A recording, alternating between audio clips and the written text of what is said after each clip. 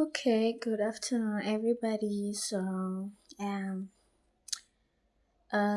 somebody requested that we talk about adverbs, which is very interesting topic to me. I remember my students. I always tell them to make use of adverbs, especially when they are writing their compositions. These actually give the reader more understanding of what really actually happened.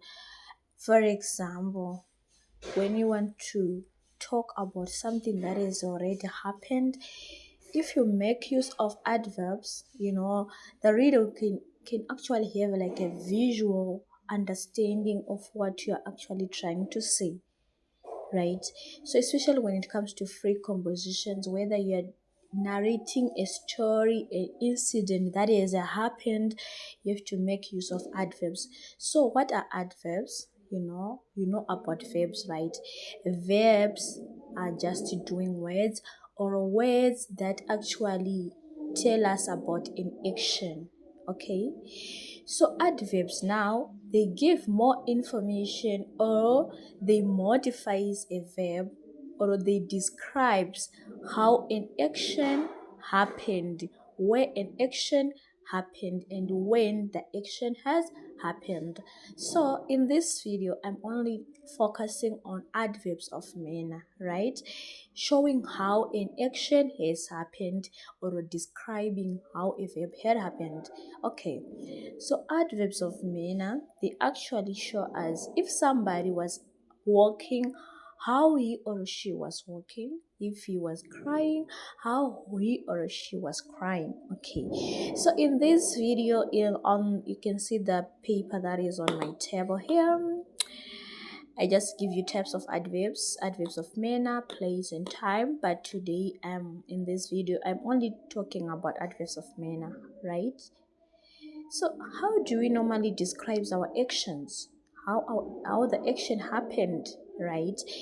So this I just chose like daily verbs that that you can use when you're writing your compositions, whether narrative, descriptive, or whatsoever, right? So adverbs of manner, for example, shouting. Shouting is a verb, right? So instead of just saying, for example, my mother was shouting at me because I stole her money. Instead of that, you can actually say that my mother was shouting loudly. Okay? Or you can say my mother was shouting angrily. Or you can say my mother was shouting excitedly, depending on the action that was happening. For example, maybe your mother comes back home and find out that you didn't clean the house properly, and then she started shouting. If you are now writing, you can say that my mother was shouting angrily because I didn't clean the house properly. Are we together? Even when it comes to speaking, how he or she is speaking. Is she speaking clearly, softly, confidently, loudly? There are so many verbs that you can use. Also on the speaking, writing, crying, sleeping peacefully, soundly, or deeply, right? Cleaning properly, carefully, quickly, or thoroughly. And so you see, I have given an example here. She washed the dishes thoroughly, meaning that she thoroughly washed the dishes, she cleaned the dishes in the instant. Okay, then singing, you can say that she sang melodiously at the concert, right? Meaning it was in a beautiful voice, right? So you see, if you use adverbs, they can actually help the reader to have a visual understanding whilst you or she will be reading a composition. She can actually have a visual understanding. You or she will start to picture the action. Okay, so this will makes your composition writing very interesting, and the reader can actually enjoy a composition that is more adverbs because you'll be describing the action, how the action happened. Okay, so you see, like, let me give an example of sitting. Okay, like here, sitting number 8, I gave you quietly, patiently, and comfortably. Maybe you're writing a composition and then you think of using sitting as a what? As an adverb. You can say that she was sitting quietly for a long time because she was hungry, right? Or when you decide to use patiently, you can say that the students were waiting patiently for the teacher to come to the classroom. You see, sitting patiently, it means these students were really patient enough to wait for the teacher to come for the lesson.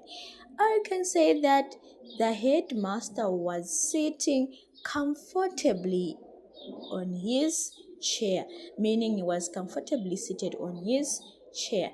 It's unlike someone who just to say the headmaster was seated on the chair. If you say he was seated or he was sitting comfortably on the chair, you now see the visual that he was really sitting in a relaxed manner, right? So yes, so I want you to go and read more about this, practice more, and if you have any questions or if you need more adverbs to use in your composition writing, just write in the comments below. And if you have any other questions concerning the one that I have already written here, you can also comment.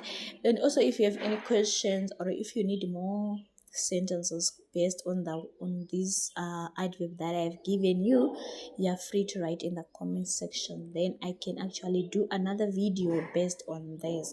So I really encourage, if you have a younger sister or it's you who's actually still on your ordinary level or you're actually doing your advanced level, your matric, you really know that composition writing is one of the key parts in English. When you're learning English as a second language or whether it's a native one, you're mastering the skill of reading, writing, speaking, and understanding, right? So composition writing always comes with the skill of writing. Do you have that skill of writing? Very interesting, captivating